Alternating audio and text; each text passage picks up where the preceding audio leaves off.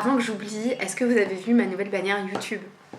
Elle est pas trop belle, c'est Matt qui l'a fait, c'est un artiste qui m'a contacté sur Insta et qui m'a demandé si je voulais qu'il fasse ma bannière YouTube. Et du coup j'ai accepté et je l'aime vraiment trop. Donc voilà, n'hésitez pas à aller voir son Insta, je vous le mets là, au top. Donc merci Matt. Oh, coucou, bienvenue dans ce nouvel épisode de la douceur des mots. En fait à la base j'avais tourné une vidéo que je devais poster aujourd'hui à la place de celle-là et c'était sur la solitude. Sauf que en montant la vidéo je me suis vraiment rendu compte que je racontais n'importe quoi, que je faisais que de rigoler et de sourire alors que le sujet n'était pas drôle.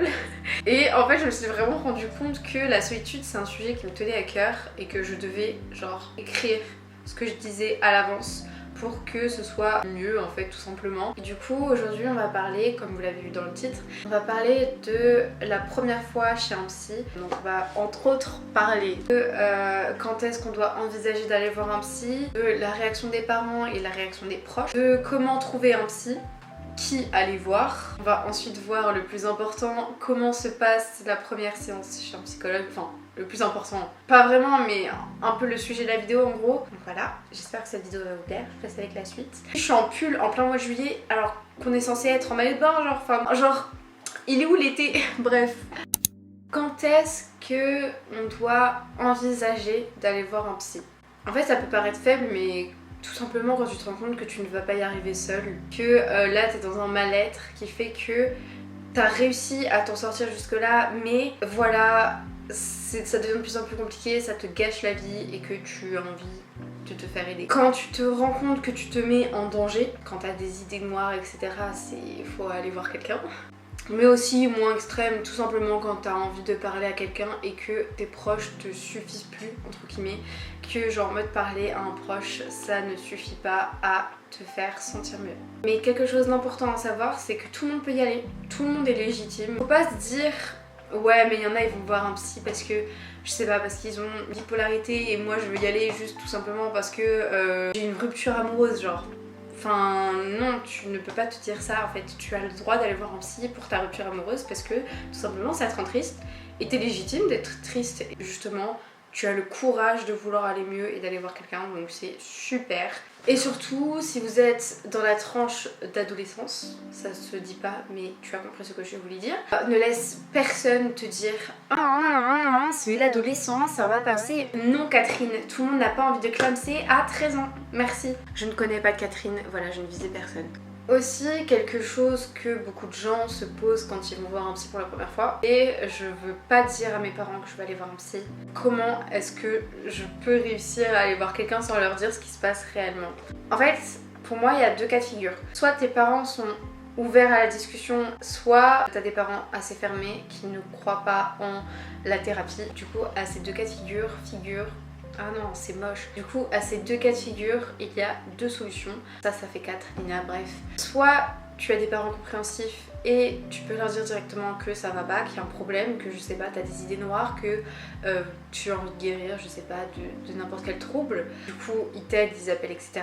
Soit tu dois mentir pour aller voir un psy. Moi je sais que personnellement j'ai dit quoi? J'avais dit un truc en mode j'arrive pas à contrôler mes émotions et j'ai envie d'aller les contrôler. Je sais pas, j'avais sorti ça. Et en vrai l'excuse qui sort la plus souvent je pense c'est j'ai des angoisses et j'ai envie d'arrêter de stresser. Après il y a quelque chose à faire sur un court terme, c'est si tu habites dans une ville, si tu as un CMP, tu peux essayer de caler ça dans ton emploi du temps, etc. Si par exemple tu vas en cours, que tu as un trou entre telle heure et telle heure, voir si au CMP c'est possible d'aller voir à cette heure-là.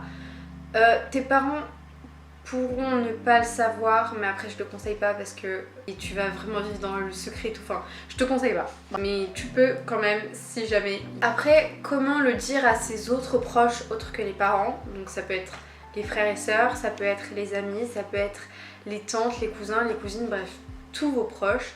T'es pas forcé de le dire. Si t'as l'impression que c'est honteux et que tu ne te sens pas capable de le dire pour le moment, c'est totalement ok. Après, ça peut être bien d'en parler à des gens de confiance autour de toi.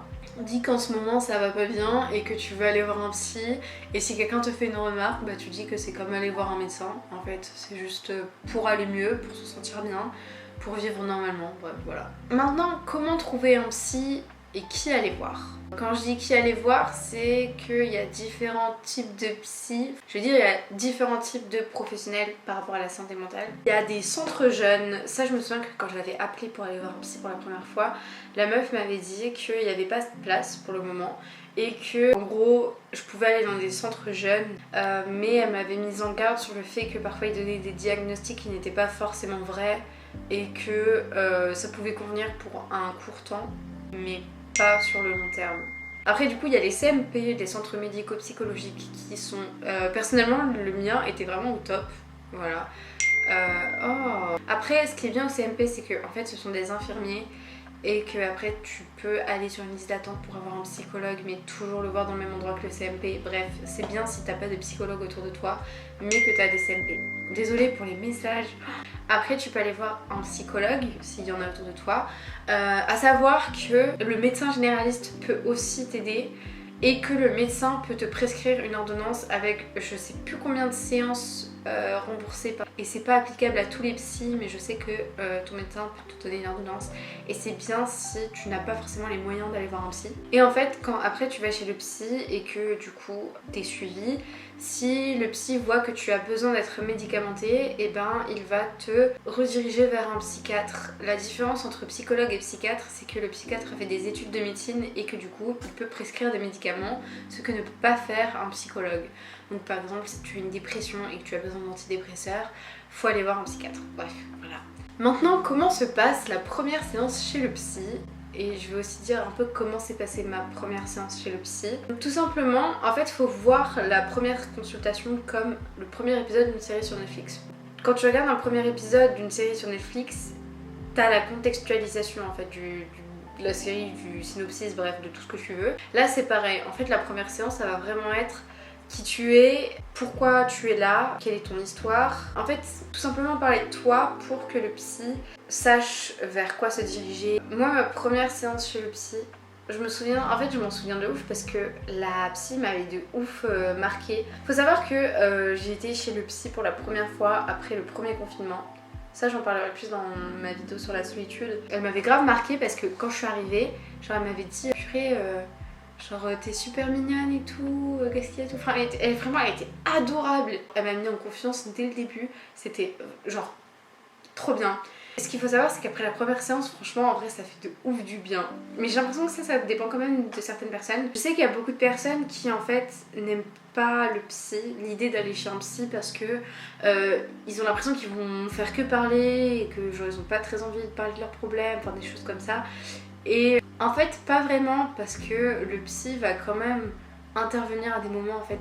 Si par exemple il y a un blanc, en fait parce que c'est bête mais moi j'avais peur qu'il y ait des blancs et que je sache pas quoi dire. Et en fait dans les moments de blanc tout simplement le psy prend la relève en quelque sorte et va commencer à poser des questions, va commencer à creuser un peu plus, voir des choses. Faut pas s'inquiéter du fait qu'il y ait des blancs. Faut pas aussi s'empêcher de pleurer parce que franchement tu peux pleurer. S'il y a un endroit sur terre je pense où tu peux chialer tes grands morts, c'est chez le psy. Le psy va prendre des notes aussi, en fait tu vas avoir un dossier. On dirait qu'on est à la prison mais pas du tout. En fait le psy va faire un dossier sur toi etc. Mais c'est plus des notes pour lui-même pour qu'il puisse s'y retrouver. Voilà, tout simplement. Quand j'ai été voir un psy pour la première fois j'avais peur que genre en mode ma psy répète tout à mes parents. Et en fait non. Parce que tout simplement ils n'ont pas le droit, il y a le secret médical. Ils peuvent briser le secret médical si je me trompe pas que s'ils voient que tu es vraiment en danger. Après bon ça peut toujours arriver, t'as pas à t'inquiéter. Ce que tu dis normalement ne sortira pas des oreilles de ton psy, bref. Et enfin, je terminerai cette vidéo sur le fait que si un psy ne te convient pas, si un psy dit des choses qui sont à l'encontre de tes valeurs, si un psy ne te fait pas sentir bien, si tu te sens en danger quand tu es avec ce psy, genre vraiment si tu vois que ses techniques, ses manières, tout ce que tu veux ne te conviennent pas, tu as le droit de partir. Le psy c'est pas un contrat, tu as le droit de partir, de changer de psy, c'est comme un médecin. Si tu vois qu'un médecin, je sais pas, il te donne n'importe quel médicament, tu vas partir, tu vois. Genre ne te mets pas en danger inutilement, pars, pas de soucis. Après aussi, j'ai oublié de dire ça, mais c'est possible si t'as pas de psy autour de toi d'aller voir un psy en visioconférence. Les psys qui font ça, regarde sur Doctolib, t'en as plein, voilà, c'est tout. Doctolib c'est vraiment le Instagram des médecins, genre bref. La vidéo touche à sa fin, j'espère qu'elle aura pu en aider certains. Si tu as d'autres questions, tu peux les poser dans les commentaires. Prenez soin de vous et on se retrouve bientôt pour d'autres vidéos. Et autre la douceur des mots, je vais faire des vidéos back to school, voilà. Bisous.